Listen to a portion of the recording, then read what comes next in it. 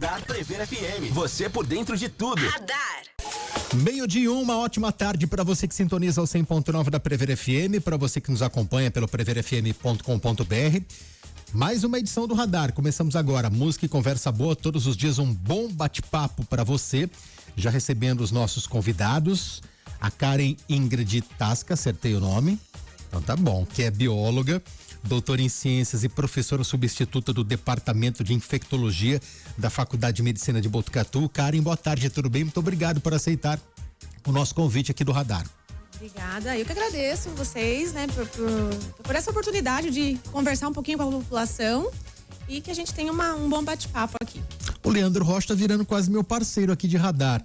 O Leandro Rocha, da agência Vias Digitais, está acompanhando a Karen. Tudo bem, Leandro? Boa tarde. Tudo bem, Quinteiro? Boa tarde. Prazer mais uma vez estar aqui com você.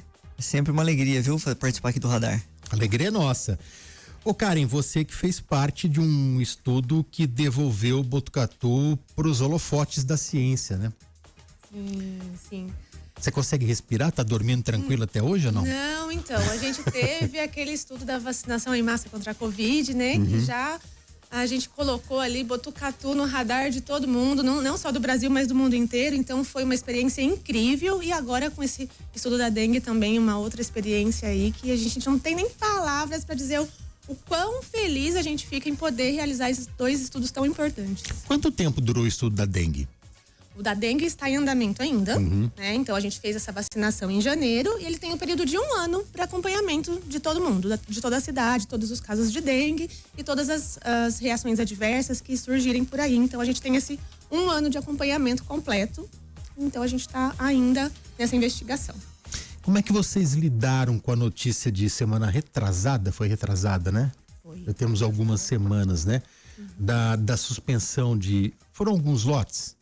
Na verdade, foi a suspensão temporária do imunizante do mesmo, imunizante, do né? DV. Mas por conta de 0,008%, Tem 2 zeros né? depois da casa da vírgula ainda, né? Muito pouco, né? Sim, muito pouco, mas mesmo sendo eventos raros, são importantes para a vigilância, né? Então, a gente tem o programa de imunização, que é um programa muito sério e detectou alguns desses eventos adversos de forma muito rápida e eficaz e já tomou essa iniciativa de suspensão temporária para investigação de uma forma mais aprofundada, né, de todas essas reações que a gente teve. Então lógico, quando a gente soube dessa notícia foi bem impactante, né, porque todos nós estávamos muito confiantes e felizes, né, a gente está esperando por essa vacina há muito tempo. Então foi um choque para nós. Foi um choque também, porque aqui em Botucatu a gente não teve casos de reação adversa, casos graves, né? A gente só teve aquelas reações mais brandas, né? De exantema, alguns, né? Poucos tiveram febre, dores nas articulações, mas foram poucos casos graves mesmo. Então a gente não teve nenhuma hospitalização, por exemplo, aqui em Botucatu. Então, para nós, estava funcionando tudo muito bem. A gente viu uma queda, assim, absurda de casos de dengue, né? Não sei se vocês têm acompanhado, o município às vezes coloca esses números. Então a gente tem uma queda, assim, muito acentuada dos casos de dengue e pensando, inclusive, nos 5 anos anteriores. Então a gente teve aquele boom, né, em 2024, com mais de 16 mil, né, casos ali. E agora a gente está com, se eu não me engano, eu até trouxe aqui uns números atuais, eu dei uma olhadinha hoje. Uma queda vertiginosa. 67 casos este ano, mas a gente teve 16 mil em 2024 e essa taxa que a gente tem agora é a menor taxa dos últimos 5 anos. Então a gente teve realmente essa queda expressiva, então para nós estava funcionando muito bem, né? A efetividade ok, segurança ok, e aí o Ministério entrou em contato para colocar esses casos, esses 40, né, e poucos casos para a gente investigar melhor, né? E nem a confirmação se tem relação, né? Não. É suspeita apenas. Suspeita, exato. Por isso que eles foram bem transparentes, né? É importante a gente perceber o quão rápido eles foram mesmo e sinceros, né, nessa questão, porque é algo que impacta muito, né, o programa como um todo, né, de imunização. A gente já tem muitas falhas no sentido de adesão da população, então isso é lógico que poderia impactar. Mas essa atitude que eles tiveram foi a melhor atitude possível, porque a gente precisa parar para investigar. Então o ponto é esse, não é parar porque não deu certo. Não é parar porque, né, teve ali os 2 óbitos confirmados pelo imunizante. Não, a gente precisa parar e investigar agora. Mas para investigar, né, é melhor que a gente tenha essa pausa do que a gente continue vacinando sem ter essa certeza. Agora, Leandro, infelizmente foi um prato cheio para quem é negacionista, né? E para fake news, né? Não tenha dúvida. A gente pôde perceber até pelas redes sociais da Faculdade de Medicina, logo que nós divulgamos a nota de esclarecimento, em seguida ao anúncio da suspensão pelo Ministério da Saúde, muita gente já veio deixar comentários. E assim como não acontece em Botucatu também, a gente acompanhou e teve... os negacionistas foi um prato cheio. Eles já vieram questionar, então quer dizer que nós somos cobaias mesmo, não tinha segurança, vocês não sabiam disso antes. Eu acho que por isso que espaços como esses são importantes para que a gente possa esclarecer realmente através da ciência, né? O quanto isso é importante para as pessoas, né? A vacina, ela é importante para as pessoas. Não quer dizer que a vacina deixou de ser segura porque o Ministério da Saúde suspendeu. Eu acho, inclusive, que a Karen poderia comentar um pouco isso, né? Isso mostra uma fragilidade do sistema ou mostra que a vigilância está sendo feita de uma maneira eficaz, né? É exatamente o que eu comentei com vocês antes. Essa vigilância, ela foi muito eficaz e assim, a gente fica muito contente e tranquilo em saber que isso funciona no país, né? São dados, assim, são muitos dados que a gente tem e eles ali todos os dias, né, em tempo real, trabalhando nisso. Então é algo muito importante. O que eu queria comentar também é que assim, essa questão dos negacionistas é muito complicada porque a gente entende que na universidade é mais fácil a gente ter acesso a essas informações fidedignas, né? A gente tem um respaldo ali científico, a gente sabe onde procurar essas informações e a população geral, muitas pessoas têm essa dificuldade em encontrar essas informações, né? Então acabam acreditando mesmo no que vem no WhatsApp, no que vem em determinadas mídias e isso é um fator, é um ponto muito que dificulta muito, né? Até a gente deixar claro o papel da universidade, né? Em todo esse processo, em todos esses estudos importantes. No caso da vacinação aqui em Botucatu, desse estudo clínico, né? A gente fala vacinação em massa, mas a vacinação em massa é só um ponto de um estudo, né? O Ministério da Saúde está diariamente monitorando, fornecendo informações dessas investigações para Botucatu, que foi alvo desse estudo? Sim, a gente tem um comitê de especialistas, então tem o Ministério da Saúde, as cidades envolvidas nas vacinações em massa, né, que a gente teve, e pessoas representantes da Anvisa também, do Butantan, então nós temos um grupo e a gente tem periodicamente essas trocas de informação, né, que é o que é importante mesmo, a gente tem que ter essa colaboração aí entre todas as partes. Então a gente tem essas atualizações, a atualização de semana retrasada para cá a gente ainda não tem, mas a gente está assim, em constante reuniões aí agendadas, né? E a gente vai acompanhar tudo isso. Então, a gente vai frisar novamente. Botucatu teve 40 mil doses distribuídas, isso, né? Foram 40 mil pessoas aplicado. Imunizadas, né? De 40 mil, nós não tivemos nenhum caso grave. Nenhum caso grave. É bom deixar bem claro isso daí para todo mundo, né? Sim, com certeza. E a gente não teve nenhum caso grave e a gente teve essa redução drástica da dengue. Então foram 2 resultados já importantes. Por mais que o estudo dure 1 ano, a gente já tem esses resultados agora, pensando inclusive no período sazonal da dengue, né? Porque a gente tem o primeiro semestre com aquele pico, não sei se vocês lembram, em 2024 o pico também foi mais ou menos nesse período de maio. Então a gente tá, né, agora saindo dessa zona, né, dessa transição e agora a gente teria esses casos reduzidos mesmo, mas em todo esse período a gente teve muito menos do que a gente esperava, então isso é excelente, é um resultado excelente para Botucatu. Pegou dengue, Leandro? Não peguei, graças a Deus. Eu já peguei uma vez, não desejo para ninguém. Dizem que é muito ruim, né? Há muito tempo já. Então tem vacina disponível ainda, imagina, né? Tem vacina na rede particular, né? A gente tem a Quedenga e no SUS ela é oferecida para os adolescentes. Por que Botucatu foi escolhida para esse estudo clínico? A gente tem aqui em Botucatu vários pontos que são favoráveis para o desenvolvimento desse tipo de estudo. Então, o primeiro deles, na verdade, assim, tem o fator epidemiológico, né, que a gente tinha muitos casos aqui, então esse é um dos fatores, mas os outros fatores contemplam essa facilidade da gente conseguir desenvolver um estudo desse porte, pensando na colaboração entre município, universidade e a comunidade, né? Então, na primeira vez que a gente teve a vacinação em massa contra a Covid, foi um sucesso. A gente teve uma adesão extraordinária. Se eu não me engano, acho que foram 90% de pessoas vacinadas com as 2 doses. Acho que a cobertura vacinal foi entre 85% e 90%. Então, foi muito legal. A gente pôde contar com a população nesse momento, né? E a gente tem infraestrutura adequada, laboratórios de biologia molecular para trabalhar com essas cepas. Nós temos também uma equipe multiprofissional envolvida, a equipe técnica que consegue fazer esse acompanhamento. Então, diante de todos esses fatores, e como a gente teve sucesso dessa outra vez, na época da Covid, então a gente foi uma das cidades escolhidas, a primeira, inclusive, escolhida. Quer dizer, a gente tinha know-how para tudo isso. Você participou das 2 ou só da dengue? Das 2. Das 2. Isso, fui coordenadora das 2. E daí, onde você teve mais trabalho? Foram trabalhos diferentes, né? Foram desafios aí muito distintos, né? No estudo da Covid, a gente teve alguns entraves, mas a gente teve uma aceitação muito tranquila da população. Era urgente vacinar, né? Aquela época foi uma época, assim, que a gente... É inesquecível mesmo, foram tempos difíceis. Então, todo mundo foi se vacinar com aquela vontade, chamava as pessoas ao redor, a família. Então, a gente teve esse envolvimento muito maior naquele momento, né? Da sociedade como um todo. Nesse da dengue, a gente já teve uma maior dificuldade nesse sentido, né? Então... a gente precisou fazer ali algumas campanhas, tentar incentivar as pessoas, e a gente teve uma cobertura vacinal muito baixa, perto do que a gente estava esperando, né? Então, da Covid foi mais de 90%, agora a gente não chegou a 50% da população imunizada, a população adulta, né? Que é o alvo.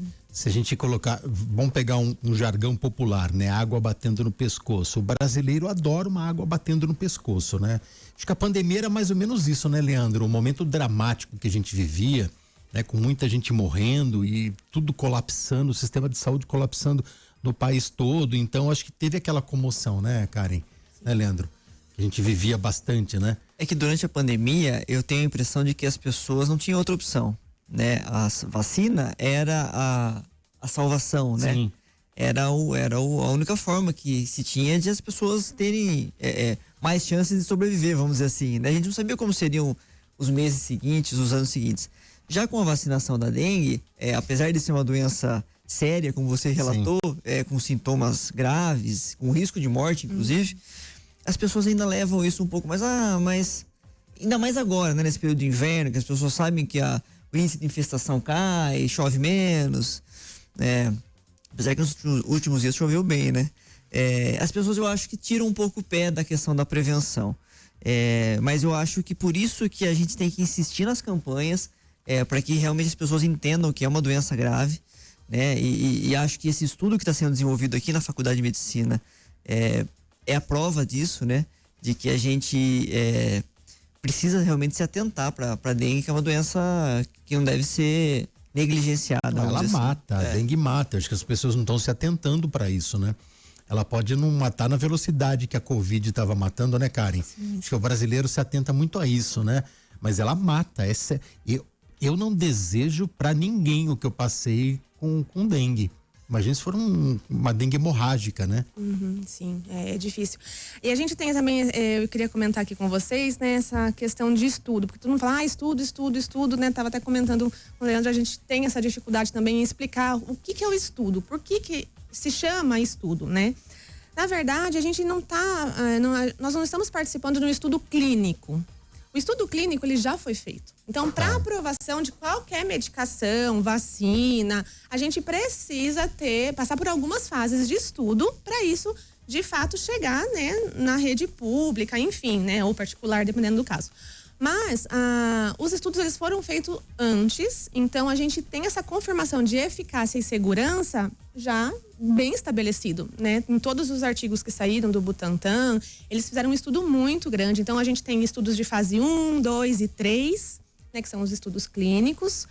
Cada uma dessas fases envolve um número específico de participantes. A fase 3 é o que mais tem os voluntários ali, aproximadamente 11 a 16 mil, não me lembro, né, exatamente o número, mas foram muitas pessoas participando desses estudos. E aí, comprovada a eficácia e comprovada a segurança, é que então a gente tem a aprovação desse imunizante para a população geral. Então, isso já aconteceu, isso foi provado. A gente está agora numa outra linha, num outro racional. Porque depois que isso é comercializado, aí, vamos imaginar assim, pronto, foi comercializado agora, vai ser comercializado e todo o Brasil vai poder utilizar o imunizante, né? A vacina. Mas e aí, em larga escala, vai funcionar da mesma forma que funcionou naquele estudo clínico, com 16 mil participantes? Será que é a mesma coisa? O Brasil desse tamanho, né? Vai ter exatamente a mesma resposta? Então, por isso que existe a farmacovigilância e a gente chama de estudo de fase 4, que é um estudo posterior à comercialização. Então, a gente tem que colocar isso para a população. É um estudo porque a gente está seguindo todos esses passos ainda, né, nesse momento, e vai continuar seguindo para a gente ter certeza de que aqueles resultados anteriores estão contemplados aí no mundo real. Né? O mundo real é diferente de ensaio clínico. O ensaio clínico ele é todo controlado. Aqui não, a gente tem comorbidades, né? Tem um monte de, até a questão comportamental, a gente tem uma variação enorme de indivíduos. Então, em mundo real, isso também funciona da mesma forma e é isso que a gente está vendo agora. São quantas fases? Estamos na 4. A gente está na 4, é a última fase. 4 é a última fase. É uma vigilância contínua agora, né? Então, se tudo der certo, vai continuar dando e tudo mais. Por isso que essa suspensão aconteceu, ela para aqui, porque algumas coisas foram notadas, né? E precisam ser melhor investigadas. Então, pode ser que volte, né? O que a gente está torcendo, e pode ser que não. Mas a gente tá confiante e otimista. E posso fazer uma pergunta? Claro. E as pessoas, Karen, acho que é importante esclarecer isso, que tiverem alguma reação, né? Eu sei que os postos de saúde foram orientados e estruturados para receber as notificações. Mas a partir de agora, né, com a suspensão da vacina, como que as pessoas devem proceder se alguém ainda sentir alguma coisa que tomou a vacina agora nesse último lote? Qual que é a recomendação? A recomendação é que procure mesmo assistência à saúde, principalmente pensando aí nos 21 dias após a imunização. Por que 21 dias? Talvez vocês já tenham ouvido falar nesses 21 dias, mas é o período que o vírus ele tem a replicação. Como trata-se de uma vacina atenuada, que a gente chama de vírus atenuado, ou seja, vírus enfraquecido. É o vírus, mas tem poucas partículas ali, são bem enfraquecidas, mas acontece uma replicação na gente para a gente poder produzir os anticorpos e se defender de uma infecção de verdade, né? Então, a gente tem esse período de 21 dias que é onde a gente tem esse pico, né, virêmico. O pico mesmo, aquele que atinge o topo, é mais ou menos no 9º, 10º dia e depois vai caindo de novo. Esse é o momento que tem essas reações. E aí, depois disso, a gente não tem mais esse problema, a gente não tem mais essa replicação residual, né, ou replicação do vírus. E aí, a gente segue tranquilamente, ainda usufruindo dessa eficácia que a gente já tem, né? A gente tem essa proteção agora contra as 4 cepas. Então, a gente fica protegido, o que é muito legal, mas só essas pessoas mesmo de 21 dias para frente que precisam ficar atentas e procurar o serviço de saúde. Mas eu acho que não tinha ninguém imunizado dentro desse período quando houve a suspensão, né? Eu acho que eu vi o Fortaleza falando alguma coisa aqui no primeiro jornal, inclusive. Eu acho que tinha alguns casos, sim. Eu acho que o André Espadaro comentou, eu não me lembro o número de pessoas, mas eles estavam sendo acompanhados e estava tudo certo. Deixa eu fazer uma pergunta de bastidor. É mais fácil trabalhar com a Fiocruz ou com o Butantan? São duas instituições, são duas instituições muito parceiras. A gente não tem, assim, nem dá para ter um preferido, mas eles colaboraram muito com os 2 estudos, então, assim, a gente é muito grato por essa parceria que funcionou muito bem e está funcionando muito bem. No caso da vacina contra a Covid, a pesquisa ela foi encerrada? Foi encerrada. Em 2022, a gente segue até hoje fazendo uma outra abordagem que é de casos de Covid longa, enfim, mas é uma outra questão. Mas aquele estudo da efetividade, sim, finalizou e a gente teve uma redução também gigantesca de casos, 75% de redução nos casos leves, após as 2 doses, e 100% de proteção contra a hospitalização e óbito. Então, às vezes as pessoas falam, a gente não viu o resultado, né? Desde aquela vez da Covid, cadê os resultados? Como já não ouviu é? isso? Já. Tá vendo? A gente... Mas apareceu, né? Se colocar no Google aí, resultados da vacinação em massa, Covid e Botucatu, tem um monte de reportagem ali. Então, tem G1, acontece Botucatu, a gente tem várias reportagens mostrando esses dados que eu te falei, 75% casos leves e 100% casos graves. E eu costumo dizer, né? Esses dias me questionaram, algumas semanas atrás, mas como é que foi o resultado? Eu não vi, falei, olha, talvez você não tenha visto documentalmente falando, mas de forma empírica você viu queda nos casos, né? Exato. E isso foi bem expressivo, né? Então, ainda bem que deu tudo certo e foi realmente um alívio, foi um dia muito importante, assim, que a gente ficou até comovido mesmo em ver aquelas pessoas sendo vacinadas. Puxa então, vida, foi histórico, foi né? maravilhoso, assim. Eu lembro com, assim, até a gente enchia os olhos, né? Quando a gente via aquela população sendo vacinada. Então, foi algo muito importante que realmente deu resultado, né? Então, a efetividade foi o que a gente estava esperando mesmo, 100% para óbito, hospitalização, isso foi perfeito. Eu queria até colocar só uma questão de, a gente às vezes fala efetividade, eficácia, e isso às vezes fica confuso, né, para as pessoas. É a mesma coisa? Efetividade e eficácia? Por incrível que pareça, não. Eficácia são aqueles, o grau de proteção que a vacina, o imunizante ou a medicação, né, eles oferecem nesses ensaios clínicos que eu contei para vocês. Fase 1, 2 e 3. Aí chama eficácia. Depois que vem para o mundo real, é comercializado e as pessoas começam a utilizar, é efetividade. Então é só essa distinção, né, de palavrinhas, que não vai mudar muito, mas só para deixar claro isso. E a gente teve essa efetividade maravilhosa com a vacina da AstraZeneca, mesmo ela não existindo mais, né, hoje para imunização da Covid.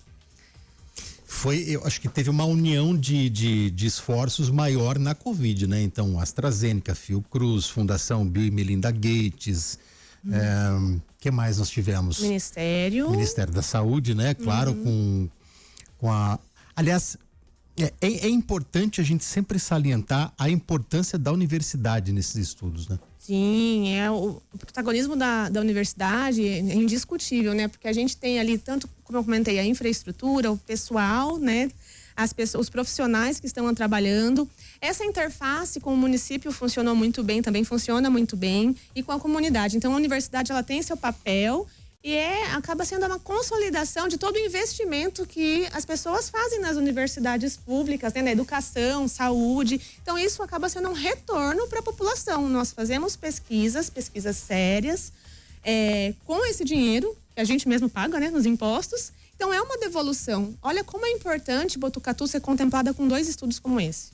A gente tem muita sorte. E poucas pessoas enxergam. Na verdade, eu acho que não são poucas, mas o triste é saber que muitas não enxergam. Eu não digo nem sorte, é competência, né? Competência, muito bem. Perfeita a sua fala agora, não é sorte, não. Competência, e eu acho que a gente tem também essa questão de buscar, né, na época da Covid, a gente teve a colaboração do prefeito, né, que teve a ideia na época de ir até o ministério para se oferecer. Então, a gente tem toda essa mobilização também. Então, isso também, lógico, contou muito com todas essas possibilidades aí que a gente teve de estudo.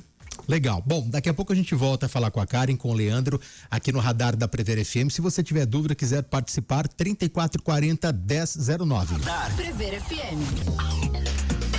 12:27, voltamos com o Radar, música e conversa boa, todos os dias um bom bate-papo para você. Hoje recebendo a Karen Ingrid Tasca, ela é bióloga, doutora em ciências e professora substituta no Departamento de Infectologia da Faculdade de Medicina de Botucatu. A Karen foi coordenadora do estudo da vacinação em massa para controle da dengue aqui em Botucatu, também da Covid. E a gente bateu um papo fora do ar aqui, né, Leandro? Pode fazer a pergunta. Ela estava na tua agenda aí. Estava na tua anotação. Nós estávamos falando sobre a questão de... já existem algumas postagens nas redes sociais... vulgo fake news. Gerando desinformação, que associam, né, o fato de ter sido suspensa a vacina do Butantan com o fato de a vacina da AstraZeneca, que foi muito utilizada na época da Covid-19, também não ser mais utilizada. Você podia explicar, Karen, por gentileza? Não tem nenhuma relação, né, entre as duas vacinas e a suspensão agora da vacina do Butantan? Não, nenhuma relação, são imunizantes diferentes. E por que agora a gente não enxerga mais essa vacina, a gente não encontra mais essa vacina, né, da AstraZeneca? Ela se mostrou efetiva, né? Que nem eu comentei com vocês, e segura, mas não sei também se o pessoal lembra que depois surgiu a Ômicron. Então a gente tinha feito o estudo na época da Delta, Gama, e essa vacina tinha sido desenhada para essas variantes. Aí, desde o surgimento da Ômicron em janeiro de 2022, é que ela foi diminuindo essa efetividade E outros imunizantes chegaram com plataformas vacinais mais avançadas, né? Umas tecnologias mais avançadas de RNA, enfim. E elas foram ocupando esse espaço. Então, além de seguras, elas também começaram a ser mais efetivas, né? Do que a AstraZeneca, por conta dessa mudança da variante, principalmente. Então, é por isso que a própria empresa, né? Decidiu não atualizar a vacina mais, porque a gente já tinha um arsenal bem grande de vacinas já sendo muito promissoras ali, de fato protegendo os indivíduos. Então eles optaram por não inovar nesse sentido de atualizar. E eles mesmos pararam com a produção e o Ministério, né, consequentemente também não comprou mais. Então foi isso que aconteceu. Mas não significa que não funcionou. Naquela época funcionou e funcionou muito bem. É igual a gente lembrar da Coronavac. Não sei se vocês também se lembram disso, né? Teve uma época que a gente falou, a AstraZeneca é melhor que a Coronavac. E realmente tinha uma eficácia maior. Eficácia e efetividade maior. Mas na época da Coronavac, que aconteceu aquele estudo em Serrana, foi o que realmente a gente precisava, pensando naquela urgência em salvar vidas, né? Então ela funcionou muito bem também naquela época. O de Serrana foi antes de Botucatu, né? Foi antes de Pouco Botucatu, antes, né? Isso. Vocês se conversaram ou não? Vocês, a Serrana o e nosso Botucatu? estudo e Não. o estudo com a cidade de Serrana. Não, a gente não teve essa interface, a gente soube dos resultados. Talvez o professor Carlos Magno tenha alguma informação diferente, porque ele foi o pesquisador principal desse estudo, né? Mas eu, como coordenadora, não tive essas conversas com eles, apenas recebia as informações que a maioria das pessoas recebiam aqui. A nossa cobertura vacinal foi maior, né? Foi. E Serrana também teve algum delineamento um pouco diferente. Foram bairros que foram imunizados, né? E Botucatu não, foi a cidade toda. Então também tem essa diferença no delineamento. Ô Karen, para que a população entenda, para que quem está ouvindo a gente possa entender, como é que é? Então vamos lá. O Leandro foi vacinado naquele domingo, foi janeiro, né? 18 de janeiro. 18 de janeiro. O Leandro foi vacinado. Ponto, anotado lá, Leandro Rocha, vacinado a partir de agora. Como que é feito esse estudo, né? Como é que vocês dão andamento nisso? Eu fui lá, me vacinei, e agora? Como é que meu dado vai ser usado? É uma boa pergunta e ela é bem, espero esclarecer, né? Porque ela é bem importante. Esses estudos de mundo real que a gente chama, então a gente vai verificar agora essa efetividade e segurança que eu te falei durante um ano. E como que a gente faz isso? Em parceria constante com a vigilância epidemiológica do município. Então a gente acompanha todos os casos de dengue que chegam, os eventos adversos que aparecem, a gente tem que associar ou não a vacina, às vezes está associado a outra questão, né? Então a gente investiga a fundo todos esses casos que aparecem. E a gente faz também, tem uma diferença aí de farmacovigilância ativa e passiva. Então, por exemplo, o Leandro teve alguma coisa ali muito intensa, né? Uma dor articular muito intensa, exantema muito intenso, e ele procurou a unidade de saúde. Ele procurou a unidade de saúde, ele não estava se sentindo bem. Então, a gente chama de vigilância passiva. Esses casos chegam na notificação, né? O indivíduo que vai lá e busca isso e aí o município notifica. Mas além dessa vigilância passiva, a gente também tem a vigilância ativa. O que é isso? Buscar todos os casos e que às vezes as pessoas nem percebem que pode ter relação com a vacina. Então a gente faz, por exemplo, um estudo, um dos eixos aqui do nosso estudo é acompanhar todas as entradas nos hospitais, né? Principalmente ali HC. Então a gente... Vocês conhecem aquele código CID? Bastante gente conhece, né? Quando a gente vai no médico, a gente fala, qual que é o CID? Às vezes para fazer atestado, né? CID 10, CID alguma coisa. Então são códigos de saúde que representam ali a doença que a pessoa, né, tem. Então a gente investiga esses CIDs, a gente compara a frequência de CIDs antes da vacinação em massa e depois em todas as portas de entrada do hospital, por exemplo. Então vamos supor que a gente consiga identificar um CID ali de pericardite, que antes da vacinação em massa apareceu 2 vezes e depois 20. A gente tem um olhar atento. Como assim esse CID explodiu desse jeito depois da vacinação em massa? Aí a gente vai investigar todo mundo que tem esse CID para, de fato, ver quem foi vacinado ou não e ver se tem alguma associação com a vacina. Então a gente faz essa vigilância ativa também, além dos cálculos ali de efetividade que a gente vai conseguir concluir mais para frente. Em que momento vocês devolvem esses dados para o Ministério da Saúde depois? O Ministério, a gente tem constante agenda aí, né, de reuniões. A gente sempre vai informando o Ministério desses resultados parciais. Então, isso é quase mensal, né? Mas aí no final do estudo, a gente tem também, no final ou ali quase no final, a gente também publica esses resultados, ou em congressos, ou em artigos e passa para a população. Mas antes disso, essa conversa com o Ministério acontece muito frequentemente. Na época da vacinação contra a Covid, desse estudo que nós tivemos em Botucatu, então nós tínhamos um governo. Gente, eu não vou falar de política, tá? Para quem tá ouvindo. Eu vou tentar ser o mais lúdico possível. Então nós tínhamos um governo. Nós tínhamos uma característica de governo. Nós vivíamos o governo Jair Bolsonaro. O ministro da Saúde, o Queiroga, veio até Botucatu e me parece que foi uma pessoa muito ativa, mesmo a ala ideológica do governo dele sendo contra. Já na vacinação contra a dengue, nós temos uma outra característica de governo. O governo Lula sempre foi pró-vacina. E o Alexandre Padilha também me parece ser uma pessoa muito ativa dentro do Ministério da Saúde. Foi diferente trabalhar ou as equipes técnicas elas não olham o lado político?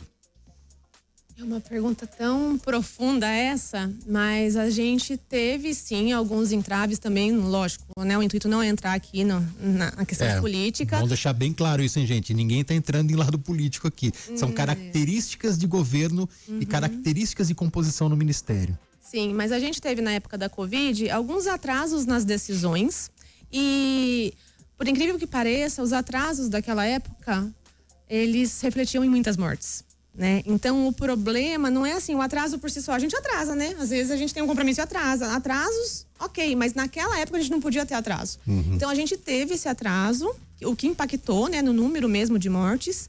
E a gente teve algumas dificuldades políticas mesmo no estudo, porque a gente, como universidade pública, a gente precisa ter essa parceria com todas as partes. Então, governo, estado, e a gente sentia a dificuldade na aquisição dos dados que a gente precisava para fazer essas análises, por conta dessa questão política. Você acha que tinha má vontade?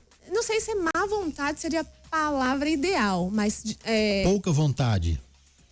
Ou colocavam muitos empecilhos onde não precisavam, enfim, a burocracia aumentou quando não precisava aumentar, a gente precisava de respostas, então a gente não precisava de burocracias naquele momento, né? Então a gente teve uma série de dificuldades, sim, os desafios, pensando nessa questão política, sim.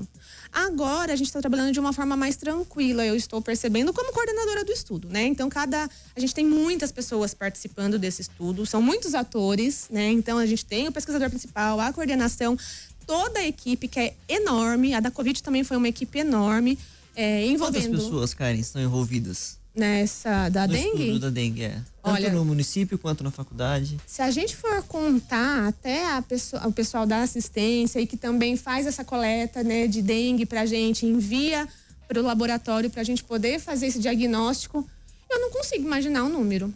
Eu sei os números da Covid porque a gente tinha um documento ali e a gente fazia uma capacitação específica para aquele protocolo. Então, eu sei que foram mais ou menos 400 pessoas envolvendo profissionais da saúde, né? Gente, pra caramba. Então, é né? uma equipe de 400 pessoas. Uma equipe. É muita gente. Como fazer a gestão de tudo isso? A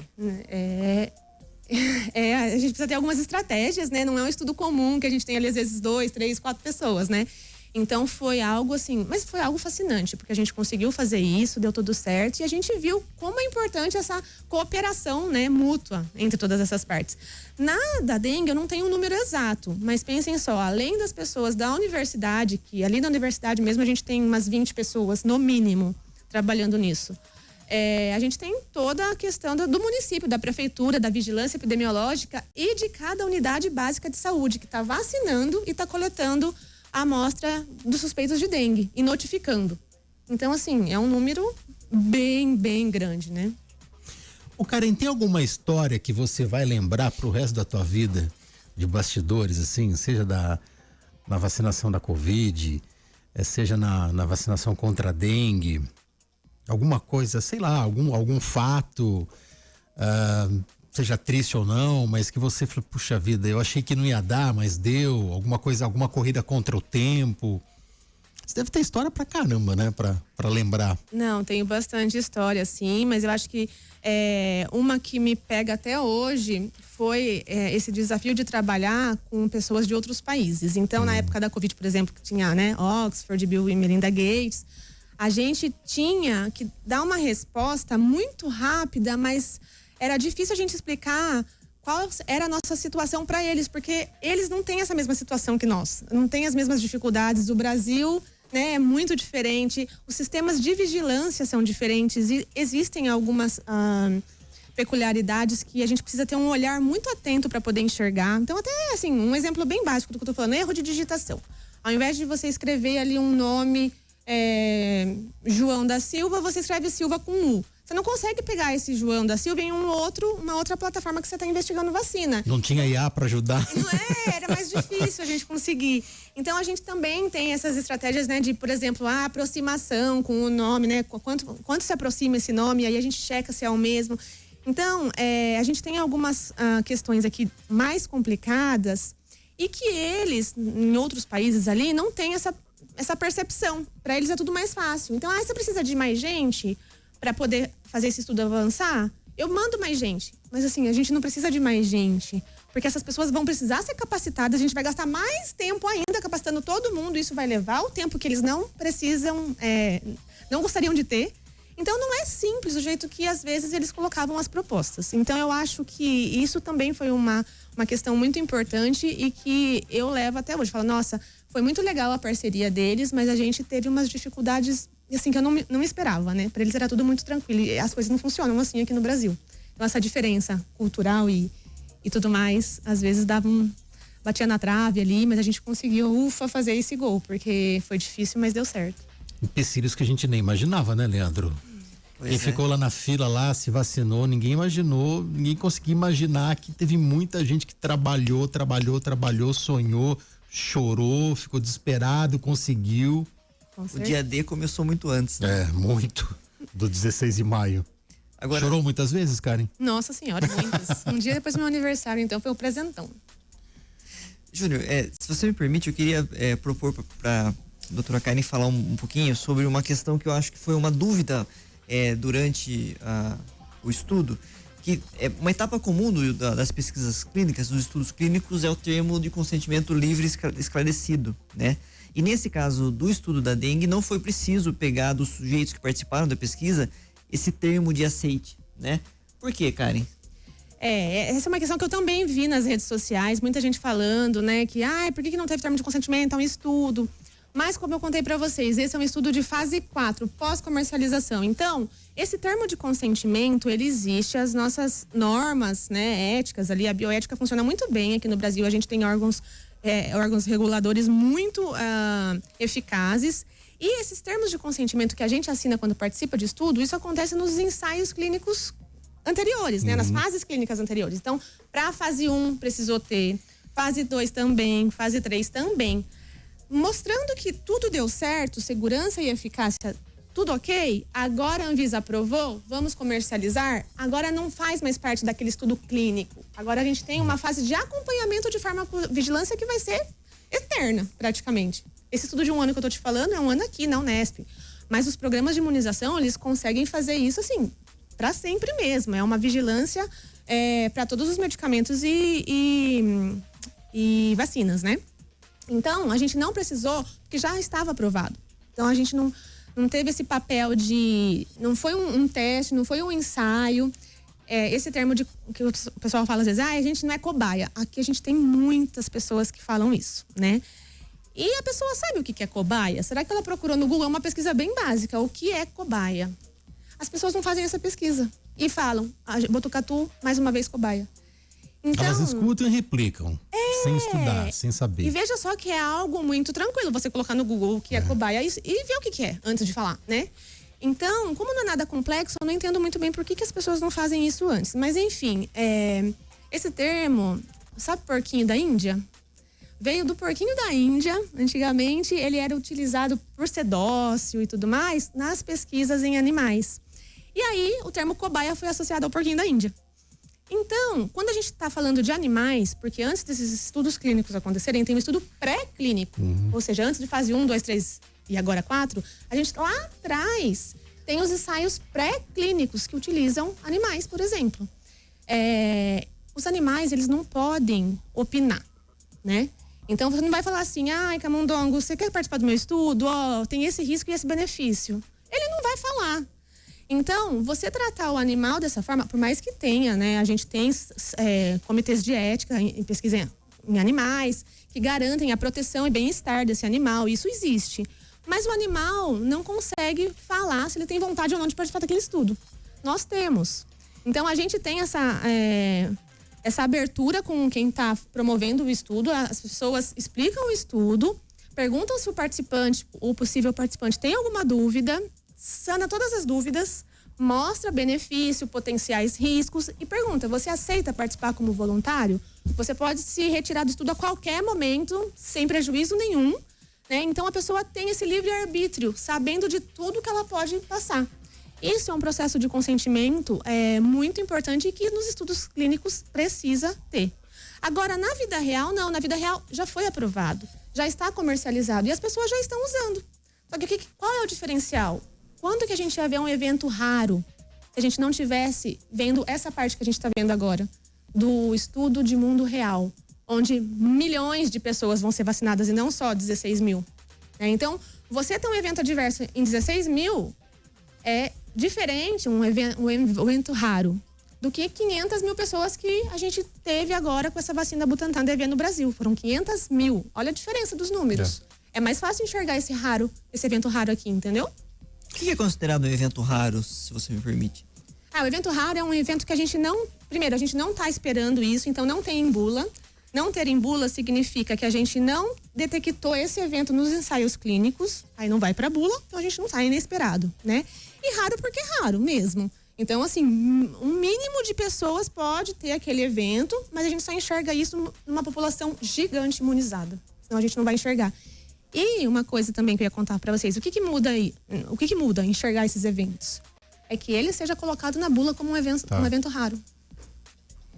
Muito bem. 12h45, rápido break. E daqui a pouco a gente volta com mais Radar aqui na Prever FM. 12h49, voltamos aqui com o Radar. Olha, se você está procurando peixes e frutos do mar de qualidade, aqui em Botucatu tem uma dica, que é a Igo Peixaria. Lá você encontra peixes sempre fresquinhos, selecionados com muito cuidado, prontos para fazer a diferença nas suas refeições. Além de saborosos, todo mundo sabe, os peixes formam uma excelente fonte de proteína e ômega 3, levando mais saúde, mais qualidade para o dia a dia da sua família, tá? E o melhor, na Igo Peixaria você encontra variedade, atendimento de confiança, tem aquele cuidado de quem realmente entende do assunto. Fica na Tenente João Francisco, 386, Vila dos Lavradores. Agora, você pode fazer suas encomendas também pelo WhatsApp 997812200 ou pelo telefone 33616010. Passe na Igo Peixaria e descubra por que ela é referência quando o assunto é peixe fresco e frutos do mar. Igo Peixaria, amor de família pelo seu pescado. 12h50. Hoje, conversando com a Karen Ingrid Tasca, que é bióloga, doutora em ciências e professora da faculdade do Departamento de Infectologia da Faculdade de Medicina de Botucatu. Ela foi coordenadora do estudo da vacinação em massa para controle da dengue aqui em Botucatu. Avaliação de efetividade e perfil de segurança da vacina Butantan DV. Já tem quanto tempo de Unesp, Karen? 18 anos. 18 anos? 18 não, 20, deu 20, juntando a graduação até hoje, 20 anos. Você imaginava chegar nesse ponto? Não imaginava, mas almejava. É. Então acho que a gente tá no caminho certo. E como é que tudo isso surgiu na sua vida? Você é de Botucatu mesmo? Não, eu sou de Itu, sou ituana. Olha só. É. Meu tio era de Itu. Então, onde tá, é tudo grande, né? E aí a gente... Tem um orelhão lá na praça, né? Tem, conhece lá também? Conheço. Então, aí eu fui, né? Eu sou de Itu e eu estudei em Ilha Solteira. E aí é um pouco longe, né? Mas é a Unesp de Ilha Solteira. E vim pra cá fazer mestrado, doutorado, pós-doc, continuei por aqui. Aqui você está desde? 2010. 2010. 16, né? 16. Já tem uma história aqui em Botucatu. Quando você fala que você almejava, mas você almejava exatamente onde você está? Eu almejava a Unesp, ensino, pesquisa, extensão, são vertentes que eu gosto muito de trabalhar. Então, eu sempre tive esse foco. A Unesp me acolheu sempre, então, desde graduação, mestrado, doutorado. Então, eu tenho esse carinho especial pela Unesp, né? Mas eu sempre quis seguir a área acadêmica, então estou, né, fazendo aí jus aos meus desejos iniciais e permaneço com esses mesmos desejos. E daí como é que surge Botucatu na sua vida? Botucatu eu conheci alguns professores aqui e a área de saúde é muito legal, né? Porque em outras Unesps, por exemplo, a gente não tem faculdade de medicina, pesquisa em saúde. Então eu vim para cá pensando na pesquisa em saúde e foi aqui que eu encontrei, né, todos esses docentes que me ajudaram e por isso que escolhi Botucatu. Botucatu é um celeiro, né, Leandro? É um celeiro e recebe muitos talentos também, né? Você já tem uma vivência de Unesp grande também, né, Leandro?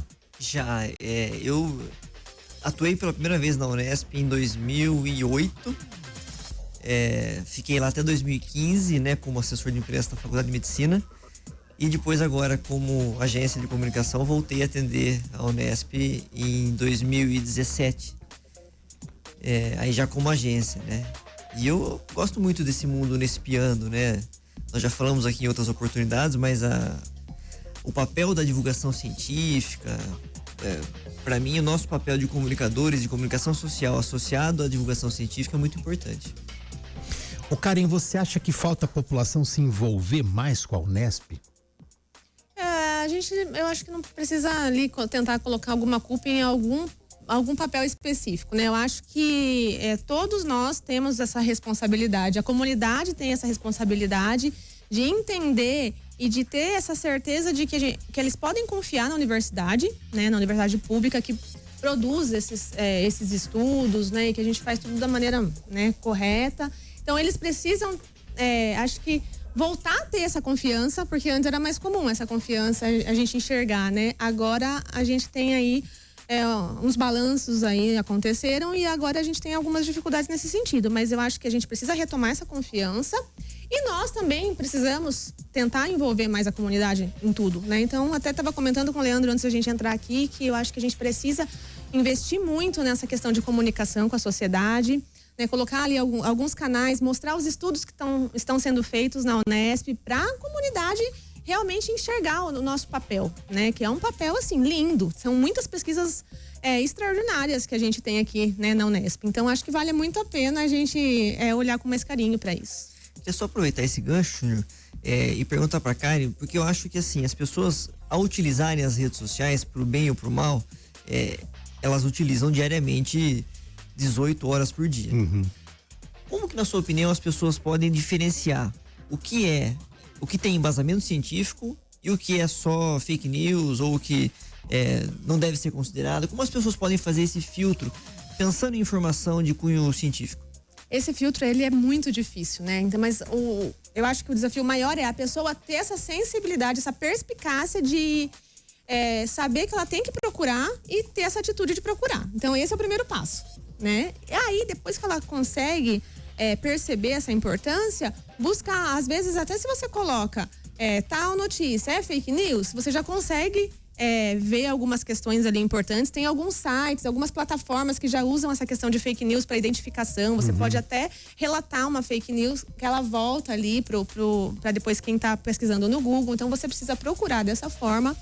Nos meios aqui de universidade, a gente pede para os alunos utilizarem as plataformas de artigos científicos, plataformas que a gente sabe que existem ali estudos fidedignos, estudos que são revisados por pares, né? Então a gente tem como mostrar isso para os alunos da universidade, esse estudo a gente pode confiar por esse motivo, então a gente ensina eles, mas para a comunidade realmente é mais difícil. Mas a gente tem aí diversas estratégias e eu acho que é importante ter essa atitude de realmente buscar essa informação, né? Ô Karen, para finalizar, quando a conversa é boa, o tempo passa muito rápido, né? Vamos fazer um exercício de futurologia. Então, daqui a algumas décadas, a Karen é uma jovem senhora, ela vai olhar todo o legado que os dois estudos ficaram. O que você acha que a gente vai ter daqui a algumas décadas? Qual que é o legado que vai ficar? Eu acho que esse legado, ele tá muito atrelado a essa participação conjunta, porque a gente nunca cresce sozinho, né? Então, eu acho que o legado, ele não é ali individual. Eu acho que envolve tudo, instituição, comunidade, agentes públicos. Eu acredito que quando eu tiver essa idade, que for uma jovem senhora, como você comentou, eu vou olhar com muito orgulho de tudo isso que aconteceu e de todos os caminhos que a gente traçou aqui como universidade e com essa parceria com a comunidade. Então, eu acho que vai ser algo muito... que levar para a vida e passar para os descendentes, eu acho que vale muito a pena a gente pensar nisso. E com certeza eu vou ser uma senhora ali, uma senhora, como que ele falou? Uma jovem senhora. Feliz, né? Feliz pelas realizações, com certeza. Karen, muito obrigado pela sua presença aqui, muito obrigado pelo trabalho que você desenvolveu para Botucatu. Eu que agradeço mais uma vez a vocês todos a oportunidade de falar, e eu estou sempre à disposição aqui para a gente poder de fato esclarecer para a população, né?